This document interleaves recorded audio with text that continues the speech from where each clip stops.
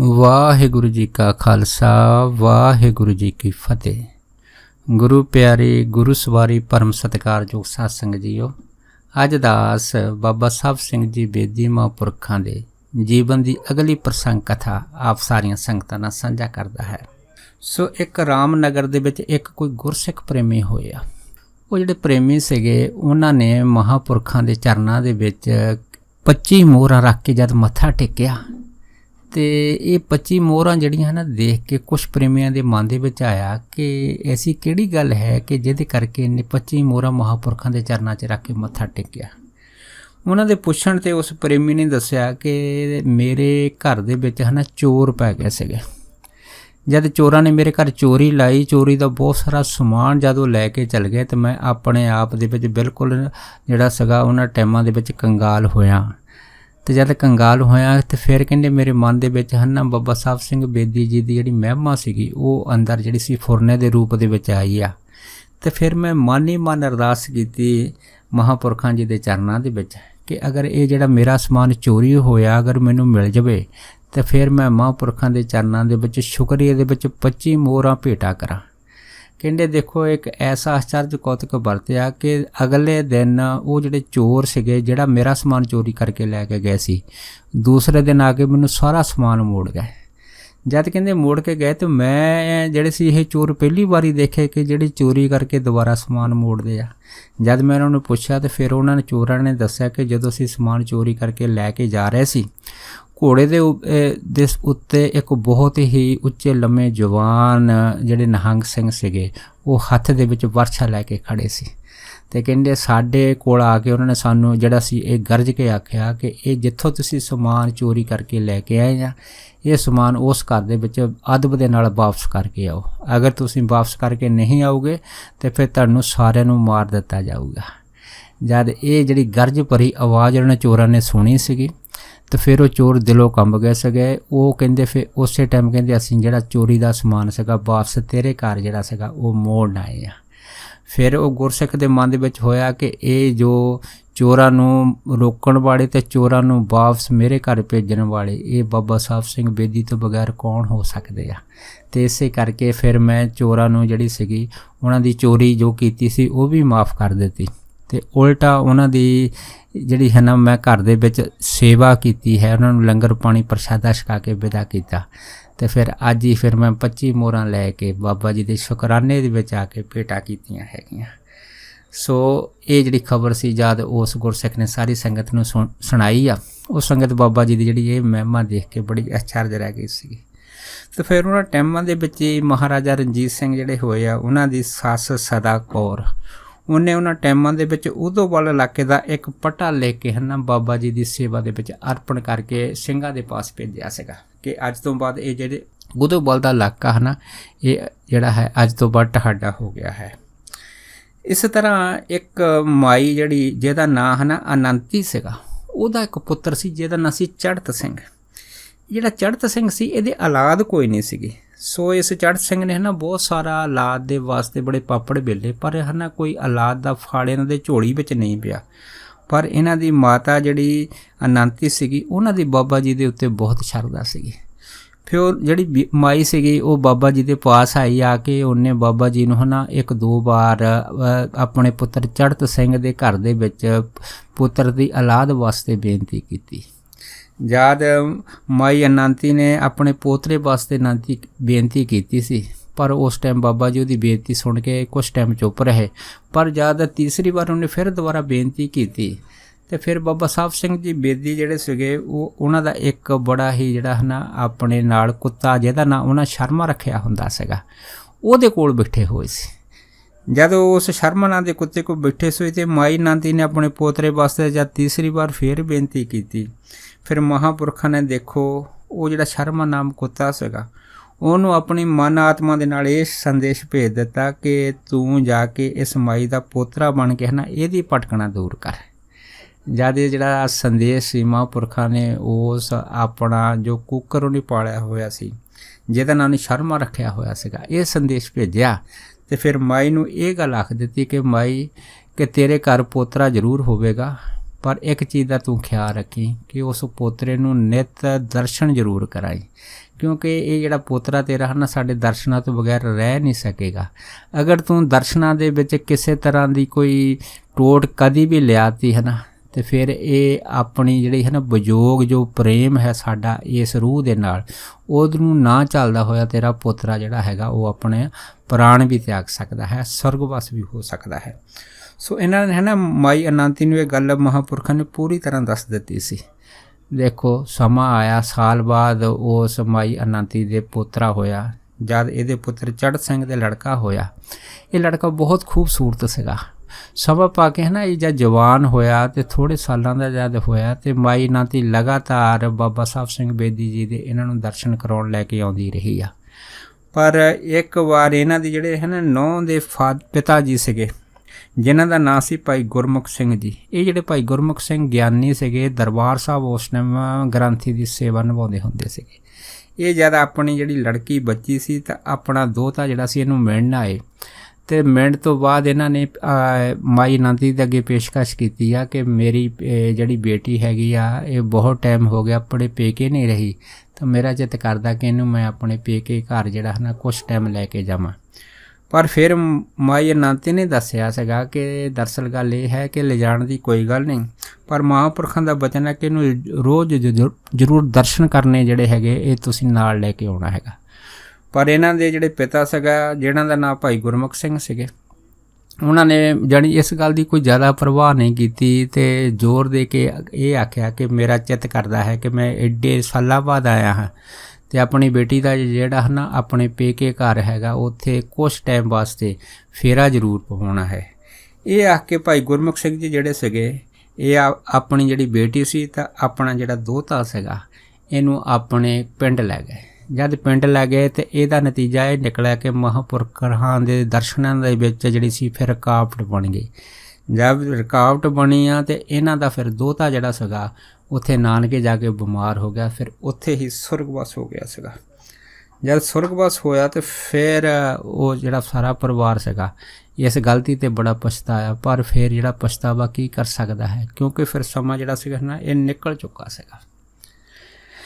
इस तरह एक बार है ना महापुरख दीवान दे विच बैठे बाबा जी कथा विचार जिहड़ी सी संगतां नूं सुणा रहे सी। जद कथा विचार सुणाउंदियां उन्हां दी नज़र की पई कि एक जो नट सीगा वो जिहड़ा नट सीगा वो दो बांदर लैके है ना ये महापुरखां दे दीवान दे बाहरले पासे खड़ा जिहड़ा सी दिखाई दिता। जद दिखाई दिता तो बाबा साहब सिंह बेदी हुणी भी ताड़ लिया। ये दीवान की समाप्ति तो बाद वो जिहड़ा नट कलंदर सीगा जिहने अपने कोल दो बांदर फड़े हुए सी उन्हां कोल चले गया। जाके महापुरखां ने उस कलंदर नूं ये गल आखी आ कि ये जिहड़े तू दो बांदर अपने नाल तमाशे वास्ते लए होए आ सानू दस अगर तू देने है तो इन्हां दी की कीमत है। फिर जद बाबा जी ने वचन किया कलंदर ने मन दे विच सोचा कि अगर बांदर तो मैनूं होर भी मिल जाणगे पर एक तो बाबा जी की खुशी भी मैनूं मिल जाएगी, दूसरी बाबा जी जिहड़े है इन्हां बांदरां की कीमत अदा जो पैसा हैगा वो भी मैनूं ज़्यादा देणगे। ये गल सोच के उस कलंदर ने महापुरखां तो इन्हां दी जिहड़ी कीमत सी उन्हां टाइमां दे विच 10 रुपये मंगी। जब 10 रुपये मंगी तो फिर बाबा जी जिहड़ी सी ये कीमत सुन के मुस्करा पे तो उस टाइम उन्होंने 10 रुपये जिहड़े सी उस कलंदर नूं दे के विदा कर दिता। पर कोल भाई चंदा सिंह नां दे एक सिंह सीगे वो बाबा जी की ये जिहड़ी गल सी इहनूं चंगी तरह देखते रहे।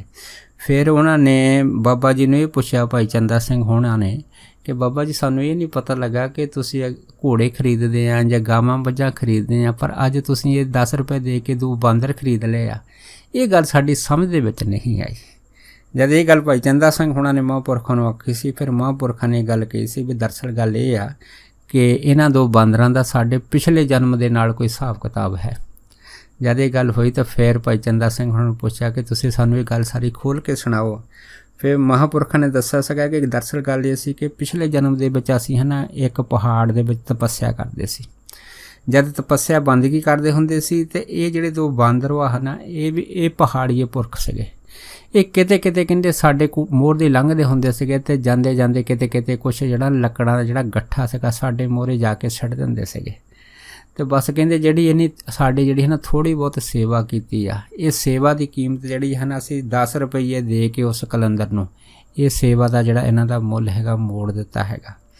तो बाकी रही इन्हां दी जिहड़ी है ना जूनी ਇਹ ਜਿਹੜੀ ਬਾਂਦਰ ਜੁਨੀ ਆ ਇਹਨਾਂ ਦਾ ਛੁਟਕਾਰਾ ਜਿਹੜਾ ਹੈ ਨਾ ਗੁਰੂ ਨਾਨਕ ਸਾਹਿਬ ਆਪ ਕਿਰਪਾ ਨਾਲ ਜਿਹੜਾ ਹੈਗਾ ਉਹ ਦ੍ਰਿਸ਼ਟੀ ਦੇ ਨਾਲ ਆਪ ਕਰਨਗੇ। ਜਦ ਇਹ ਗੱਲ ਹੋਈ ਹੈ ਤਾਂ ਸੰਗਤ ਇਹ ਸੁਣ ਕੇ ਜਿਹੜੀ ਸੀ ਬੜੀ ਉਹਨਾਂ ਟਾਈਮਾਂ ਦੇ ਵਿੱਚ ਹੈਰਾਨ ਹੋਈ। ਫਿਰ ਬਾਬਾ ਜੀ ਨੇ ਇੱਕ ਦੇਗ ਪ੍ਰਸ਼ਾਦ ਬਣਾਈ ਆ। ਪ੍ਰਸ਼ਾਦ ਬਣਾ ਕੇ ਜਦ ਦੋਨਾਂ ਜਿਹੜਾ ਪ੍ਰਸ਼ਾਦ ਸੀਗਾ ਦੋਨਾਂ ਬਾਂਦਰਾਂ ਦੇ ਅੱਗੇ ਕੀਤਾ ਹੈਗਾ ਅਤੇ ਉਹ ਪ੍ਰਸ਼ਾਦ ਮੂੰਹ ਦੇ ਵਿੱਚ ਪਾਉਂਦੇ ਹੀ ਆਪਣਾ ਪੰਜ ਭੂਤਕ ਸਰੀਰ ਤਿਆਗ ਕੇ ਇਸ ਦੇਹੀ ਤੋਂ ਮੁਕਤ ਹੋ ਗਏ ਸੀਗੇ। ਇਸੇ ਤਰ੍ਹਾਂ ਇੱਕ ਪਠਾਨ ਹੋਏ ਆ ਜਿਹੜੇ ਪਾਟਪਟਨ ਜ਼ਿਲ੍ਹਾ ਜਿਹੜਾ ਮਿੰਟ ਗੁਮਰੀ ਦੇ ਵਿੱਚ ਪੈਂਦਾ ਹੈਗਾ। ਉਹ ਪਠਾਨ ਜਿਹੜੇ ਸੀ ਨਾ ਬਾਬਾ ਜੀ ਦੇ ਬੜੇ ਸ਼ਰਧਾਲੂ ਸੀਗੇ ਅਤੇ ਬਾਬਾ ਜੀ ਨੂੰ ਹੈ ਨਾ ਪੀਰਾਂ ਦਾ ਪੀਰ ਮੰਨਦੇ ਸੀਗੇ।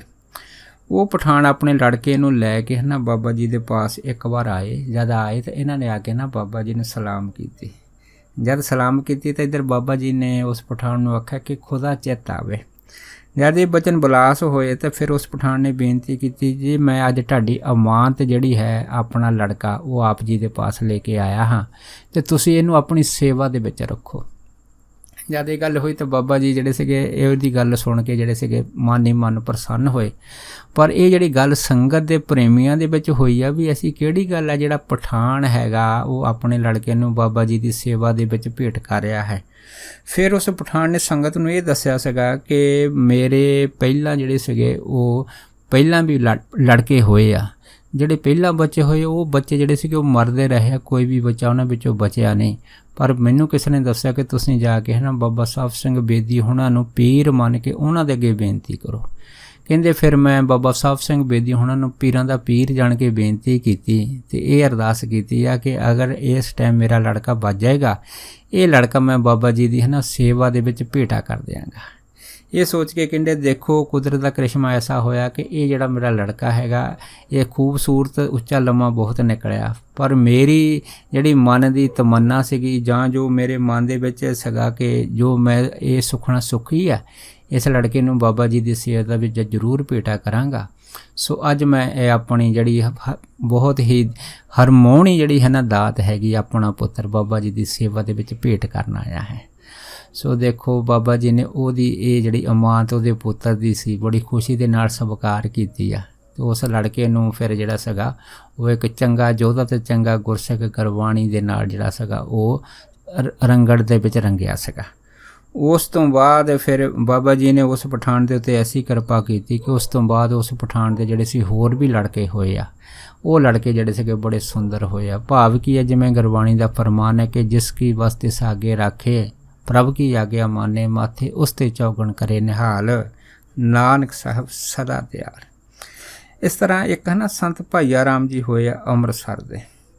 ਇਹ ਜਿਹੜੇ ਹਨ ਨਾ ਸੰਤ ਭਾਈਆ ਰਾਮ ਜੀ ਸੀਗੇ ਇਹ ਬਾਬਾ ਜੀ ਦੇ ਬੜੇ ਸ਼ਰਧਾਲੂ ਸੀਗੇ। ਇਹ ਸਮੇਂ-ਸਮੇਂ 'ਤੇ ਆ ਕੇ ਹੈ ਨਾ ਕੁਛ ਰਸਦਾਂ ਜਿਹੜੀਆਂ ਸੀਗੀਆਂ ਘਰੋਂ ਲੰਗਰ ਵਾਸਤੇ ਊਨੇ ਲੈ ਕੇ ਜਾਂਦੇ ਹੁੰਦੇ ਸੀ ਬਾਬਾ ਜੀ ਦੀ ਸੇਵਾ ਦੇ ਵਿੱਚ। ਇੱਕ ਵਾਰ ਸੰਤ ਭਾਈਆ ਰਾਮ ਜੀ ਜਦ ਰਸਦਾਂ ਲੈ ਕੇ ਜਿਹੜੇ ਸੀਗੇ ਉਹ ਊਨੇ ਜਾ ਰਹੇ ਸੀ। ਜਦ ਪਹਾੜੀ ਏਰੀਆ ਆਇਆ ਹੈ ਨਾ ਇੱਕ ਤੰਗ ਪਹਾੜੀ ਦੀ ਜਗ੍ਹਾ ਦੇ ਸਾਹਮਣੇ ਹੈ ਨਾ ਇਹਨਾਂ ਦਾ ਜਿਹੜਾ ਟੱਕਰਾ ਸੀਗਾ ਇੱਕ ਸ਼ੇਰ ਦੇ ਨਾਲ ਹੋਇਆ। ਜਦ ਸ਼ੇਰ ਦੇ ਨਾਲ ਉਸ ਤੰਗ ਪਹਾੜੀ ਜਗ੍ਹਾ ਦੇ ਵਿੱਚ ਜਿਹੜਾ ਸੀ ਆਮੋ ਸਾਹਮਣਾ ਹੋਇਆ ਅਤੇ ਸੰਤ ਭਾਈਆ ਰਾਮ ਜੀ ਜਿਹੜੇ ਸੀਗੇ ਸ਼ੇਰ ਨੂੰ ਦੇਖ ਕੇ ਸੋਚੀ ਪੈ ਗਏ ਕਿ ਹੁਣ ਕੀ ਕੀਤਾ ਜਾਵੇ, ਕਿਉਂਕਿ ਸ਼ੇਰ ਨੂੰ ਦੇਖ ਕੇ ਨਾ ਅਸੀਂ ਅੱਗੇ ਜਾ ਸਕਦੇ ਨਾ ਪਿੱਛੇ ਭੱਜ ਸਕਦੇ ਹਾਂ। ਇਹ ਸੋਚ ਕੇ ਫਿਰ ਸੰਤ ਭਾਈਆ ਰਾਮ ਜੀ ਨੇ ਹੈ ਨਾ ਮਨ ਹੀ ਮਨ ਬਾਬਾ ਜੀ ਦੇ ਚਰਨਾਂ ਦੇ ਵਿੱਚ ਬੇਨਤੀ ਕੀਤੀ ਕਿ ਸੱਚੇ ਪਾਤਸ਼ਾਹ ਕਿਰਪਾ ਕਰੋ ਕਿ ਮੈਂ ਆਪ ਜੀ ਦੇ ਦਰਸ਼ਨ ਨੂੰ ਆ ਰਿਹਾ ਹੈਗਾ ਅਤੇ ਰਸਤੇ ਦੇ ਵਿੱਚ ਮੈਨੂੰ ਸ਼ੇਰ ਨੇ ਘੇਰ ਲਿਆ ਹੈਗਾ ਅਤੇ ਅਗਰ ਸ਼ੇਰ ਮੈਨੂੰ ਖਾ ਜਾਏਗਾ ਤਾਂ ਫਿਰ ਮੈਂ ਤੁਹਾਡੀਆਂ ਜਿਹੜੀਆਂ ਨਾ ਰਸਤਾਂ ਹੈਗੀਆਂ ਜੋ ਭੇਟਾਂ ਹੈਗੀਆਂ ਮੈਂ ਜੋ ਸਾਲ ਬਾਅਦ ਲੈ ਕੇ ਆਉਂਦਾ ਲੰਗਰ ਵਾਸਤੇ ਇਹ ਕਿਵੇਂ ਆਪ ਦੇ ਲੰਗਰ ਦੇ ਵਾਸਤੇ ਜਾਣਗੀਆਂ। ਜਦ ਮਨ ਹੀ ਮਨ ਸੰਤ ਭਾਈਆ ਰਾਮ ਜੀ ਨੇ ਮਹਾਂਪੁਰਖਾਂ ਦੇ ਚਰਨਾਂ ਵਿੱਚ ਬੇਨਤੀ ਕੀਤੀ ਸੀਗੀ। ਦੇਖੋ ਇਹ ਬੇਨਤੀ ਦਾ ਜਿਹੜਾ ਅਸਰ ਸੀਗਾ ਹੈ ਨਾ ਉਹ ਸ਼ੇਰ ਦੇ ਮਨ ਦੇ ਉੱਤੇ ਐਸਾ ਹੋਇਆ ਕਿ ਸ਼ੇਰ ਉਸੇ ਟਾਈਮ ਹੀ ਉਹ ਰਸਤਾ ਛੱਡ ਕੇ ਹੈ ਨਾ ਦੂਰ ਚਲੇ ਗਿਆ। ਜਦ ਚਲੇ ਗਿਆ ਤਾਂ ਸੰਤ ਭਾਈਆ ਰਾਮ ਜੀ ਜਿਹੜੇ ਸੀ ਫਿਰ ਬੜੇ ਪ੍ਰਸੰਨ ਹੋਏ। ਫਿਰ ਉਹ ਬਿਨਾਂ ਕਿਸੇ ਡਰ ਤੋਂ ਬਿਨਾਂ ਕਿਸੇ ਸੰਕੋਚ ਤੋਂ ਜਦ ਊਨਾ ਸਾਹਿਬ ਪਹੁੰਚੇ ਆ ਇੱਥੇ ਆ ਕੇ ਉਹਨਾਂ ਨੇ ਫਿਰ ਬਾਬਾ ਜੀ ਦੇ ਚਰਨਾਂ ਦੇ ਵਿੱਚ ਜਿਹੜੀ ਭੇਟਾ ਰੱਖੀ ਸੀਗੀ ਅਤੇ ਇਹ ਜਿਹੜੀ ਰਸਤੇ ਦੇ ਵਿੱਚ ਇਹ ਘਟਨਾ ਹੋਈ ਸੀ ਇਹਨੇ ਸਾਰੀ ਸੰਗਤ ਨਾਲ ਸਾਂਝੀ ਕੀਤੀ ਸੀ।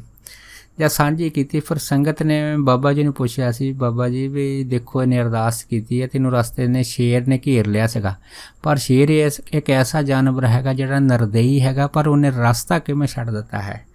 ਪਰ ਫਿਰ ਬਾਬਾ ਜੀ ਨੇ ਜਿਹੜਾ ਸੀਗਾ ਇਹ ਜਵਾਬ ਦਿੱਤਾ ਸੀਗਾ। ਉਹ ਕਹਿਣ ਲੱਗੇ ਦੇਖੋ ਕਿ ਘੱਟ ਘੱਟ ਮੈਂ ਹਰ ਜੀਵ ਬਸੇ ਸੰਤਨ ਕਿਹੋ ਪੁਕਾਰ, ਕਿ ਪੱਤੇ ਪੱਤੇ ਵਿੱਚ ਘੱਟ ਘੱਟ ਵਿੱਚ ਜਰੇ ਜਰੇ ਵਿੱਚ ਪਰਮੇਸ਼ਰ ਵਸਦਾ ਹੈਗਾ।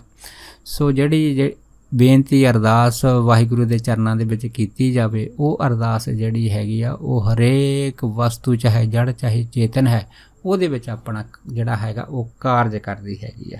ਅਤੇ ਇਹੋ ਹੀ ਜਿਹੜੀ ਜੋਤ ਹੈ ਸ਼ੇਰ ਦੇ ਵਿੱਚ ਵੀ ਹੈਗੀ ਆ, ਅਤੇ ਇਹੋ ਹੀ ਜੋਤ ਸ਼ੇਰ ਨੂੰ ਪ੍ਰੇਰ ਕੇ ਉਹ ਰਾਹ ਛੱਡਣ ਦੇ ਵਿੱਚ ਉਸ ਨੂੰ ਇੰਨੀ ਦੂਰ ਲੈ ਗਈ ਆ। ਸੋ ਇਸ ਤਰ੍ਹਾਂ ਜਿਹੜਾ ਸੀਗਾ ਇਹ ਬਾਬਾ ਜੀ ਨੇ ਸੰਗਤ ਨੂੰ ਇਹ ਬਚਨ ਸੁਣਾ ਕੇ ਜਿਹੜਾ ਸੀ ਨਿਹਾਲ ਕੀਤਾ ਸੀਗਾ। ਇਸ ਤਰ੍ਹਾਂ ਇੱਕ ਜੋਗੀ ਹੋਏ ਆ, ਉਹ ਜਿਹੜੇ ਜੋਗੀ ਸੀਗੇ ਬੜੇ ਤਪੱਸਵੀ ਸੀਗੇ। ਇੱਕ ਵਾਰ ਉਹ ਊਨੇ ਆ ਗਏ ਨਾ ਬਾਬਾ ਜੀ ਦੇ ਦਰਸ਼ਨ ਕਰਨ ਆਏ। ਉਹਨਾਂ ਨੇ ਆਪਣੇ ਹੱਥਾਂ ਦੇ ਵਿੱਚ ਇੱਕ ਸ਼ੇਰ ਦਾ ਬੱਚਾ ਫੜਿਆ ਹੋਇਆ ਸੀ। ਜਦ ਬੱਚਾ ਫੜਿਆ ਹੋਇਆ ਸੀ ਅਤੇ ਜਦ ਉਹ ਦੀਵਾਨ ਦੇ ਵਿੱਚ ਪਹੁੰਚਿਆ ਅਤੇ ਇਹਨਾਂ ਨੇ ਆ ਕੇ ਜੋਗੀ ਨੇ ਬਾਬਾ ਜੀ ਦੇ ਚਰਨਾਂ 'ਚ ਮੱਥਾ ਟੇਕਿਆ। ਜਦ ਮੱਥਾ ਟੇਕਿਆ ਅਤੇ ਬਾਬਾ ਜੀ ਨੇ ਵੀ ਉਸ ਜੋਗੀ ਦਾ ਜਿਹੜਾ ਸੀਗਾ ਉਹ ਭਰਵਾਂ ਸਵਾਗਤ ਕੀਤਾ ਹੈਗਾ। ਜਦ ਸਵਾਗਤ ਕੀਤਾ ਹੈਗਾ ਤਾਂ ਫਿਰ ਉਸ ਜੋਗੀ ਨੇ ਬਾਬਾ ਜੀ ਦੇ ਚਰਨਾਂ ਦੇ ਵਿੱਚ ਇਹ ਬੇਨਤੀ ਕੀਤੀ ਆ ਕਿ ਮੇਰੀ ਇੱਕ ਇੱਛਾ ਹੈਗੀ ਆ ਕਿ ਤੁਸੀਂ ਮੇਰੀ ਗੁਫਾ ਦੇ ਵਿੱਚ ਜ਼ਰੂਰ ਪੰਧਾਰੋ। ਜਦ ਇਹ ਬੇਨਤੀ ਉਸ ਜੋਗੀ ਨੇ ਬਾਬਾ ਜੀ ਦੇ ਚਰਨਾਂ ਵਿੱਚ ਕੀਤੀ ਸੀ ਤਾਂ ਫਿਰ ਬਾਬਾ ਜੀ ਨੇ ਆਖਿਆ ਸੀਗਾ ਕਿ ਠੀਕ ਆ, ਜਿਸ ਦਿਨ ਤੂੰ ਕਹੂੰਗਾ ਅਸੀਂ ਤੇਰੀ ਗੁਫਾ ਵਿੱਚ ਜ਼ਰੂਰ ਆਵਾਂਗੇ। ਸੋ ਸਮਾਂ ਜਿਹੜਾ ਨਿਯਤ ਕਰਕੇ ਉਹ ਜੋਗੀ ਜਿਹੜਾ ਸੀਗਾ ਫਿਰ ਵਾਪਸ ਆਪਣੀ ਗੁਫਾ ਵਿੱਚ ਚਲੇ ਗਿਆ। ਪਰ ਨਿਯਤ ਸਮੇਂ ਦੇ ਉੱਤੇ ਬਾਬਾ ਜੀ ਕੁਛ ਸਿੰਘਾਂ ਦੇ ਨਾਲ ਜਦ ਜੋਗੀ ਦੀ ਗੁਫਾ ਦੇ ਵਿੱਚ ਪਹੁੰਚੇ ਜਿੱਥੇ ਤਪੱਸਿਆ ਕਰਦਾ ਹੁੰਦਾ ਸੀ, ਜਦ ਬਾਬਾ ਜੀ ਨੇ ਜਾ ਕੇ ਦੇਖਿਆ ਉਸ ਜੋਗੀ ਨੇ ਜਿਹੜੇ ਸੀ ਉਹ ਬਹੁਤ ਤਰ੍ਹਾਂ ਦਾ ਜਿਹੜਾ ਖਾਣਾ ਬਣਾ ਕੇ ਰੱਖਿਆ ਸੀ। ਜਦ ਖਾਣਾ ਬਣਾ ਕੇ ਰੱਖਿਆ ਸੀਗਾ ਅਤੇ ਬਾਬਾ ਜੀ ਉਸ ਦਾ ਜਿਹੜਾ ਸੀਗਾ ਇਹ ਭੋਜਨ ਦੇਖ ਕੇ ਮਨ ਦੇ ਵਿੱਚ ਬੜੇ ਜਿਹੜੇ ਸੀ ਪ੍ਰਸੰਨ ਹੋਏ ਅਤੇ ਨਾਲ ਮੁਸਕਰਾ ਪਏ। ਫਿਰ ਉਸ ਜੋਗੀ ਨੇ ਦੱਸਿਆ ਕਿ ਮੈਂ ਪਿਛਲੇ ਜਨਮ ਦੇ ਵਿੱਚ ਵੀ ਇਸੇ ਅਸਥਾਨ ਦੇ ਉੱਤੇ ਬੰਦਗੀ ਕਰਦਾ ਸੀਗਾ। ਜਦ ਬੰਦਗੀ ਕਰਦਾ ਸੀ ਕਹਿੰਦੇ ਪਿਛਲੇ ਜਨਮ ਦੇ ਵਿੱਚ ਮੇਰੇ ਅੰਦਰ ਇੱਕ ਇਹ ਜਿਹੜਾ ਸੰਕਲਪ ਫੁਰਨਾ ਉੱਠਿਆ ਸੀਗਾ, ਉਹ ਇਹ ਸੀਗਾ ਕਿ ਮੈਂ ਆਪਣੇ ਇਸ ਕਾਲ ਦੇ ਵਿੱਚ ਅਸਮੇਧ ਜੱਗ ਕਰਾਂ।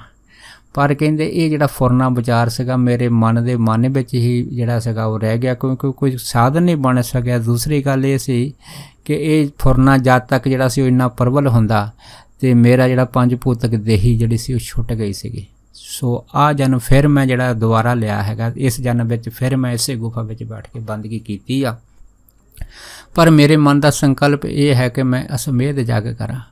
ਸੋ ਮੇਰੇ ਮਨ ਦੇ ਵਿੱਚ ਜਿਹੜੀ ਸੀ ਇਹ ਵਿਚਾਰ ਆਈ ਆ ਕਿ ਇਸ ਟਾਈਮ ਜਿਹੜੇ ਹੈ ਉਹ ਮਹਾਂਪੁਰਖ ਸੰਤ ਬਾਬਾ ਸਾਹਿਬ ਸਿੰਘ ਜੀ ਬੇਦੀ ਮਹਾਂਪੁਰਖ ਆ, ਅਗਰ ਉਹਨਾਂ ਨੂੰ ਭੋਜਨ ਛਕਾਇਆ ਜਾਵੇ ਤਾਂ ਤੇਰੀ ਇਹ ਮਨ ਦੀ ਜਿਹੜੀ ਇੱਛਾ ਪੂਰੀ ਹੋ ਸਕਦੀ ਆ। ਸੋ ਇਸ ਕਰਕੇ ਮੈਂ ਤੁਹਾਨੂੰ ਇਹ ਬੇਨਤੀ ਕੀਤੀ ਸੀ ਕਿ ਤੁਸੀਂ ਮੇਰੀ ਗੁਫਾ ਦੇ ਵਿੱਚ ਪਧਾਰੋ। ਜਦ ਇਹ ਜਿਹੜੀ ਗੱਲ ਸੀਗੀ ਉਸ ਜੋਗੀ ਨੇ ਬਾਬਾ ਜੀ ਦੇ ਨਾਲ ਸਾਂਝੀ ਕੀਤੀ ਸੀ ਅਤੇ ਫਿਰ ਉਸ ਜੋਗੀ ਦੀ ਜਿਹੜੀ ਸੀ ਇਸ ਗੱਲ ਨੂੰ ਬਾਬਾ ਜੀ ਨੇ ਬੜੀ ਖੁਸ਼ੀ ਨਾਲ ਸਵੀਕਾਰ ਕਰਕੇ ਇਹ ਜਿਹੜਾ ਭੋਜਨ ਸੀਗਾ ਉਸ ਜੋਗੀ ਦੇ ਹੱਥੋਂ ਛਕਿਆ ਸੀਗਾ। ਫਿਰ ਉਸ ਜੋਗੀ ਨੇ ਇਹ ਭੋਜਨ ਜਿਹੜਾ ਸੀਗਾ ਪੱਤਲਾਂ ਦੇ ਪਾ ਕੇ ਜਿੱਥੇ ਬਾਬਾ ਜੀ ਨੂੰ ਛਕਾਇਆ ਅਤੇ ਨਾਲ ਜਿੰਨੇ ਸਿੰਘ ਗਏ ਸੀ ਉਹਨਾਂ ਨੂੰ ਵੀ ਛਕਾਇਆ। ਅਤੇ ਛਕਾਉਂਦਿਆਂ ਫਿਰ ਬਾਬਾ ਜੀ ਨੇ ਇਸ ਭੋਜਨ ਤੋਂ ਬਾਅਦ ਉਸ ਜੋਗੀ ਦੀ ਜਿਹੜੀ ਇਸ ਸੰਕਲਪ ਵਾਸਤੇ ਜੋ ਬੇਨਤੀ ਅਕਾਲ ਪੁਰਖ ਦੇ ਅੱਗੇ ਕੀਤੀ ਸੀਗੀ ਅਤੇ ਉਹਦੇ ਵਿੱਚ ਉਸ ਜੋਗੀ ਨੂੰ ਇਹ ਆਖਿਆ ਸੀਗਾ ਕਿ ਜਿੱਥੇ ਤੂੰ ਜਿਹੜਾ ਸੀ ਇੱਕ ਅਸਮੇਧ ਜੱਗ ਦੇ ਫਲ ਦੀ ਇੱਛਾ ਲੈ ਕੇ ਇਹ ਭੋਜਨ ਜਿਹੜਾ ਸੀ ਸਾਨੂੰ ਛਕਾਇਆ ਹੈ, ਇਸ ਦੇ ਬਟੇ ਜਿਹੜਾ ਤੂੰ ਸਾਨੂੰ ਸਿੰਘਾਂ ਨੂੰ ਭੋਜਨ ਛਕਾਇਆ ਹੈ, ਜਿੰਨੇ ਵੀ ਸੰਗਤ ਇੱਥੇ ਭੋਜਨ ਛਕਣ ਆਏ ਆ, ਇਹਨਾਂ ਸਾਰਿਆਂ ਦਾ 1000 ਗੁਣਾ ਜਿਹੜਾ ਅਸਮੇਧ ਜੱਗ ਦਾ ਫਲ ਹੈ ਤੈਨੂੰ ਝੋਲੀ ਵਿੱਚ ਪਵੇਗਾ। ਜਦ ਇਹ ਬੇਨਤੀ ਬਾਬਾ ਜੀ ਨੇ ਅਰਦਾਸ ਦੇ ਵਿੱਚ ਕੀਤੀ ਸੀ ਕਿ ਜਦ ਇਸ ਅਰਦਾਸ ਦਾ ਭੋਗ ਪਿਆ ਅਤੇ ਜਿਹੜਾ ਸੀਗਾ ਉਹ ਜੋਗੀ ਉਸੇ ਟਾਈਮ ਆਪਣਾ ਪੰਜ ਭੂਤਕ ਸਰੀਰ ਤਿਆਗ ਕੇ ਬੈਕੁੰਠ ਧਾਮ ਚਲੇ ਗਿਆ ਸੀਗਾ। ਸੋ ਇਹ ਵੀ ਜਿਹੜੀ ਸੀ ਨਾ ਉਹਨਾਂ ਟਾਈਮਾਂ ਦੇ ਵਿੱਚ ਬੜੀ ਇੱਕ ਅਚਰਜ ਘਟਨਾ ਸੀਗੀ। ਇਸ ਤਰ੍ਹਾਂ ਇੱਕ ਸਰਦਾਰ ਗੁਲਾਬ ਸਿੰਘ ਜੀ ਹੋਏ ਆ। ਇਹ ਜਿਹੜੇ ਸੀ ਸਰਦਾਰ ਗੁਲਾਬ ਸਿੰਘ ਸੀ, ਇਹ ਵੀ ਬਾਬਾ ਜੀ ਦੇ ਬੜੇ ਸ਼ਰਧਾਲੂ ਸੀ। ਇੱਕ ਵਾਰ ਸਮਾਂ ਪਾ ਕੇ ਇਹ ਕਿਸੇ ਬਿਮਾਰੀ ਦਾ ਸ਼ਿਕਾਰ ਹੋਏ ਆ। ਜਦ ਬਹੁਤ ਬਿਮਾਰ ਹੋ ਗਏ ਆ, ਇਹਨਾਂ ਨੇ ਫਿਰ ਉਸ ਬਿਮਾਰੀ ਦੀ ਹਾਲਤ ਦੇ ਵਿੱਚ ਜਦ ਦੇਖਿਆ ਕਿ ਮੈਨੂੰ ਆਰਾਮ ਨਹੀਂ ਆ ਰਿਹਾ ਅਤੇ ਉਹਨਾਂ ਨੇ ਫਿਰ ਅਰਦਾਸ ਕਰਕੇ ਬਾਬਾ ਸਾਹਿਬ ਸਿੰਘ ਜੀ ਬੇਦੀ ਜੀ ਦੇ ਚਰਨਾਂ ਦੇ ਵਿੱਚ 5 ਘੋੜੇ ਜਿਹੜੇ ਸੀਗੇ ਉਹਦੀ ਸੁੱਖਣਾ ਸੁੱਖੀ ਸੀ। ਉਹਨਾਂ ਟਾਈਮਾਂ ਦੇ ਵਿੱਚ ਜਦ 5 ਘੋੜਿਆਂ ਦੀ ਸੁੱਖਣਾ ਸੁੱਖੀ ਆ, ਬਸ ਐਸੀ ਜ਼ਰਾ ਕਰਾਮਾਤ ਹੋਈ ਆ ਕਿ ਸਰਦਾਰ ਜਿਹੜੇ ਗੁਲਾਬ ਸਿੰਘ ਸੀ ਉਹਨਾਂ ਦੀ ਸਿਹਤ ਜਿਹੜੀ ਸੀ ਦਿਨੋਂ ਦਿਨ ਜਿਹੜੀ ਸੀ ਉਹ ਉਸ ਬਿਮਾਰੀ ਤੋਂ ਹਟ ਕੇ ਬਿਲਕੁਲ ਤੰਦਰੁਸਤੀ ਵੱਲ ਵਧਣ ਲੱਗੀ। ਥੋੜ੍ਹੇ ਦਿਨਾਂ ਦੇ ਵਿੱਚ ਗੁਲਾਬ ਸਿੰਘ ਬਿਲਕੁਲ ਬਿਮਾਰੀ ਤੋਂ ਮੁਕਤ ਹੋ ਗਏ। ਜਦ ਪੂਰਨ ਤੰਦਰੁਸਤ ਹੋਏ ਤੇ ਉਸ ਤੋਂ ਬਾਅਦ ਫਿਰ ਉਹਨਾਂ ਨੇ ਜਿਹੜੀ ਸੁਖਣਾ ਸੁਖੀ ਸੀ ਕਿ ਮੈਂ 5 ਘੋੜੇ ਬਾਬਾ ਸਾਹਿਬ ਸਿੰਘ ਬੇਦੀ ਜੀ ਦੇ ਜਿਹੜੇ ਸੀਗੇ ਉਹ ਭੇਟਾ ਕਰਾਂਗਾ। ਪਰ ਉਸ ਤੋਂ ਬਾਅਦ ਉਹਨਾਂ ਦੇ ਮਨ ਦੀ ਜਿਹੜੀ ਸੀ ਨਾ ਵਿਚਾਰ ਬਦਲਣ ਲੱਗ ਪਈ। ਉਹ ਵਿਚਾਰ ਇਹ ਬਦਲੀ ਆ ਕਿ ਮੈਂ ਇਸ ਤਰ੍ਹਾਂ ਕਰਦਾ ਕਿ ਜਿਹੜੇ 3 ਘੋੜੇ ਹੈਗੇ ਉਹ ਬਾਬਾ ਸਾਹਿਬ ਸਿੰਘ ਬੇਦੀ ਜੀ ਦੇ ਚਰਨਾਂ 'ਚ ਭੇਟਾ ਕਰਾਂਗਾ ਤੇ 2 ਘੋੜੇ ਮੈਂ ਜਿਹੜੇ ਸੀਗੇ ਉਹ ਦੂਸਰੇ ਕਿਸੇ ਹੋਰ ਅਸਥਾਨ 'ਤੇ ਜਾ ਕੇ ਭੇਟਾ ਕਰ ਦਿਆਂਗਾ। ਇਹ ਜਿਹੜੀ ਵਿਚਾਰ ਬਾਬਾ ਜੀ ਦੀ ਜਿਹੜੀ ਸੀਗੀ ਸੁਖਣਾ ਦੀ ਇਹ ਸਰਦਾਰ ਗੁਲਾਬ ਸਿੰਘ ਜੀ ਦੇ ਮਨ ਦੇ ਵਿੱਚ ਆਈ ਆ। ਤੇ ਇਹਨੇ ਫਿਰ ਕੁਛ ਆਪਣੇ ਆਦਮੀ ਜਿਹੜੇ ਸੀਗੇ ਉਹ 3 ਘੋੜੇ ਦੇ ਕੇ ਬਾਬਾ ਸਾਹਿਬ ਸਿੰਘ ਬੇਦੀ ਜੀ ਦੀ ਭੇਟਾ ਵੱਲ ਜਿਹੜੇ ਭੇਜ ਦਿੱਤੇ। ਜਦ ਭੇਜ ਦਿੱਤੇ ਤੁਹਾਨੂੰ ਪਤਾ ਹੈ ਕਿ ਮਹਾਂਪੁਰਖ ਦਾ ਘੱਟ ਦੀ ਜਾਣਨਹਾਰ ਹੁੰਦੇ ਆ। ਪਰ ਜਦੋਂ ਉਹ ਜਿਹੜੇ ਆਦਮੀ ਸੀਗੇ 3 ਘੋੜੇ ਲੈ ਕੇ ਬਾਬਾ ਜੀ ਦੇ ਪਾਸ ਪਹੁੰਚੇ ਆ, ਪਹਿਲਾਂ ਤਾਂ ਬਾਬਾ ਜੀ ਨੇ ਉਹਨਾਂ 3 ਆਦਮੀਆਂ ਨੂੰ ਜੋ ਦੂਰੋਂ ਚੱਲ ਕੇ ਆਏ ਸੀਗੇ ਪਹਿਲਾਂ ਤਾਂ ਬੜੀ ਆਓ ਭਗਤ ਕੀਤੀ ਹੈ, ਚੰਗੀ ਸੇਵਾ ਕੀਤੀ ਆ। ਪਰ ਜਦੋਂ ਉਹਨਾਂ ਨੇ ਜਿਹੜੇ ਸੀ 3 ਘੋੜੇ ਬਾਬਾ ਜੀ ਦੇ ਅੱਗੇ ਅਰਦਾਸ ਕਰਾਉਣ ਵਾਸਤੇ ਅੱਗੇ ਕੀਤੇ ਤੇ ਬਾਬਾ ਜੀ ਨੇ ਉਸੇ ਟਾਈਮ ਇਹ 3 ਘੋੜੇ ਲੈਣ ਤੋਂ ਬਿਲਕੁਲ ਸਾਫ਼ ਨਾ ਕਰ ਦਿੱਤੀ। ਜਦ ਸਾਫ਼ ਨਾ ਕਰ ਦਿੱਤੀ ਤਾਂ ਫਿਰ ਉਸ ਆਦਮੀਆਂ ਨੇ ਪੁੱਛਿਆ ਜੀ ਅਸੀਂ ਏਡੀ ਦੂਰੋਂ ਚੱਲ ਕੇ ਆਏ ਹਾਂ, 3 ਘੋੜੇ ਤੁਸੀਂ ਭੇਟਾ ਵਾਸਤੇ ਨਹੀਂ ਲੈ ਰਹੇ, ਦੱਸੋ ਗੱਲ ਕੀ ਆ। ਫਿਰ ਬਾਬਾ ਜੀ ਨੇ ਆਖਿਆ ਸੀ, ਕਹਿੰਦੇ ਭਾਈ ਜੋ ਝੂਠ ਦੇ ਵਪਾਰੀ ਹੁੰਦੇ ਹਨ ਉਹਨਾਂ ਦਾ ਕੋਈ ਟਿਕਾਣਾ ਨਹੀਂ ਹੁੰਦਾ। ਦੇਖੋ ਕਹਿੰਦੇ ਵੀ 5 ਘੋੜਿਆਂ ਦੀ ਸੁਖਣਾ ਸੁੱਖ ਕੇ ਹੁਣ 3 ਘੋੜੇ ਸਾਨੂੰ ਭੇਟ ਕਰ ਰਿਹਾ ਹੈਗਾ। ਇਹ ਜਿਹੜੀ ਹੇਰਾ ਫੇਰੀ ਹੈ ਨਾ ਇਹ ਸਾਨੂੰ ਮਨਜ਼ੂਰ ਨਹੀਂ ਹੈ। ਜਦ ਬਾਬਾ ਜੀ ਨੇ ਆਪਣੇ ਅੰਤਰਮੁਖ ਤੋਂ ਇਹ ਜਿਹੜੀ ਘਟਨਾ ਜੋ ਗੁਪਤ ਸੀਗੀ ਇਹ ਉਹਨਾਂ ਆਦਮੀਆਂ ਨੂੰ ਦੱਸੀ ਜਿਹੜੇ ਆਦਮੀ ਗੁਲਾਬ ਸਿੰਘ ਦੇ ਘੋੜਾ ਦੇਣ ਆਏ ਸੀ। ਉਹ ਸੁਣ ਕੇ ਬੜੇ ਹੈਰਾਨ ਹੋਏ। ਫਿਰ ਬਾਬਾ ਜੀ ਨੇ ਕਿਹਾ ਕਿ ਤੁਸੀਂ ਇਸ ਤਰ੍ਹਾਂ ਕਰੋ, ਇਹ 3 ਘੋੜੇ ਵਾਪਸ ਲੈ ਲਓ। ਜਦ ਉਹ ਜਿਹੜੇ ਆਦਮੀ ਸੀਗੇ 3 ਘੋੜੇ ਵਾਪਸ ਲੈ ਕੇ ਸਰਦਾਰ ਗੁਲਾਬ ਸਿੰਘ ਦੇ ਪਾਸ ਪਹੁੰਚੇ ਸੀਗੇ ਤਾਂ ਫਿਰ ਗੁਲਾਬ ਸਿੰਘ ਜਿਹੜੇ ਸੀਗੇ ਬਾਬਾ ਜੀ ਦੀ ਅੰਤਰਾਤਮਾ ਦੀ ਸ਼ਕਤੀ ਦੇਖ ਕੇ ਬੜਾ ਦੰਗ ਰਹਿ ਗਿਆ ਸੀਗਾ, ਪਰ ਮਨ ਹੀ ਮਨ ਬੜਾ ਸ਼ਰਮਿੰਦਾ ਹੋਇਆ ਸੀਗਾ। ਫਿਰ ਉਸਨੇ ਉਸੇ ਟਾਈਮ ਜਿਹੜੇ ਸੀਗੇ ਉਹ ਜਿੱਥੇ 5 ਘੋੜਿਆਂ ਦੀ ਸੁਖਣਾ ਜਿਹੜੀ ਸੀ ਉਹ ਦੁਬਾਰਾ ਪੂਰੀ ਕੀਤੀ ਤੇ ਨਾਲ 5 ਘੋੜੇ ਹੋਰ ਬਾਬਾ ਜੀ ਤੋਂ ਭੁੱਲ ਦੀ ਮਾफ़ੀ ਮੰਗਣ ਵਾਸਤੇ ਹੈ ਨਾ ਲੈ ਕੇ ਜਿਹੜੇ ਸੀਗੇ ਉਹ ਆਪ ਖੁਦ ਚੱਲ ਕੇ ਬਾਬਾ ਜੀ ਦੇ ਦਰਬਾਰ ਦੇ ਵਿੱਚ ਆਇਆ। ਜਦ ਦੀਵਾਨ ਦੇ ਵਿੱਚ ਆਇਆ ਤੇ ਜਦ 10 ਘੋੜੇ ਲੈ ਕੇ ਬਾਬਾ ਜੀ ਦੇ ਪਾਸ ਪਹੁੰਚਾ ਹੈਗਾ ਤੇ ਆ ਕੇ ਬਾਬਾ ਜੀ ਨੂੰ ਮੱਥਾ ਟੇਕਿਆ। ਪਹਿਲਾਂ ਤਾਂ ਬਾਬਾ ਜੀ ਕੁਛ ਨਹੀਂ ਬੋਲੇ, ਪਰ ਜਦੋਂ ਨੇ ਬਹੁਤੀ ਦੀਨਤਾ ਦੇ ਨਾਲ ਜਿਹੜੀ ਸੀ ਇਹ ਬੇਨਤੀ ਕੀਤੀ ਆ ਕਿ ਮੈਂ ਆਪ ਜੀ ਦੀ ਜਿਹੜੀ ਸੀਗੀ ਉਹ ਸਮਰੱਥਾ ਜਾਣ ਨਹੀਂ ਸਕਿਆ, ਇਸ ਕਰਕੇ ਤੁਸੀਂ ਮੈਨੂੰ ਮਾफ़ ਕਰੋ ਤੇ ਮੈਂ ਜਿਹੜੇ 5 ਘੋੜੇ ਹੈ ਉਹ ਆਪ ਦੀ ਸੁਖਣਾ ਦੇ ਲਈ ਜਿਹੜੇ ਪੇਸ਼ ਕੀਤੇ ਸੀਗੇ ਇਹ ਤਾਂ ਆ ਖੜੇ ਆ ਤੇ 5 ਘੋੜੇ ਜਿਹੜੇ ਇਹ ਮੈਂ ਹੋਰ ਲੈ ਕੇ ਆਇਆ, ਇਹ ਆਪਣੀ ਭੁੱਲ ਬਖਸ਼ਾਉਣ ਵਾਸਤੇ ਲੈ ਕੇ ਆਇਆ ਹੈ। ਜਦ ਬਹੁਤ ਅਧੀਨਤਾ ਦੇ ਨਾਲ ਸਰਦਾਰ ਗੁਲਾਬ ਸਿੰਘ ਹੁਣਾਂ ਨੇ ਫਿਰ ਬੇਨਤੀ ਕੀਤੀ ਸੀ, ਫਿਰ ਬਾਬਾ ਜੀ ਨੇ ਉਹਦੇ ਜਿਹੜੇ ਇਹ 10 ਘੋੜੇ ਸੀਗੇ ਫਿਰ ਇਹ ਸਵੀਕਾਰ ਕਰ ਲਏ ਸੀਗੇ। ਸੋ ਇੰਨੇ ਹੀ ਬਚਨ ਕਰਦਾ ਹੋਇਆ ਦਾਸ ਖਿਮਾ ਦਾ ਜਾਚਕ ਹੈ ਜੀ। ਹੋਈਆਂ ਭੁੱਲਾਂ ਚੁੱਕਾਂ ਦੀ ਖਿਮਾ ਬਖਸ਼ਣੀ। ਸੋ ਫਤਿਹ ਬੁਲਾਓ ਜੀ। ਵਾਹਿਗੁਰੂ ਜੀ ਕਾ ਖਾਲਸਾ, ਵਾਹਿਗੁਰੂ ਜੀ ਕੀ ਫਤਿਹ।